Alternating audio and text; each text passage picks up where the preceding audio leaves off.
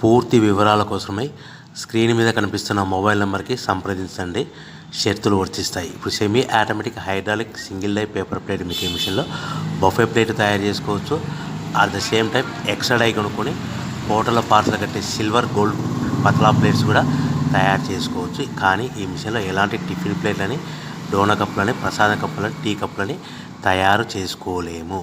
So మనము ఇప్పుడు operating విధానంలో మనం 3-4 పల్చటి పతలా plates, silver plates, gold plates తీసుకొని డై మధ్యలో పెట్టి గేర్ వెనక్కి లాగితే ఒక 4 సెకండ్లు ఆగిన తర్వాత అదే గేర్ ముందుకు నెడితే ఈ విధంగా పల్చటి పతల ప్లేట్స్ మినిమం 3-4-5 పెట్టి తీసుకోవచ్చు. అట్ ద సేమ్ టైము మనం బఫే ప్లేట్ ఎక్స్ట్రా డై కొనుక్కొని బఫే ప్లేట్ కూడా ఈ విధంగా షీట్ పెట్టి గేర్ వెనక్కి లాగితే కన్నా 1-2-3-4 సెకండ్లు ఆగిన తర్వాత గేర్ ముందు కంటే కన్నా డై కిందికి వస్తే ఈ విధంగా బఫే ప్లేట్లు తయారు చేసుకోవచ్చు. ఈ బఫే ప్లేట్లు నిమిషానికి 5-10 ప్లేట్లు తయారు చేసుకోవచ్చని మీకు అందరికీ సలహా ఇస్తున్నాను.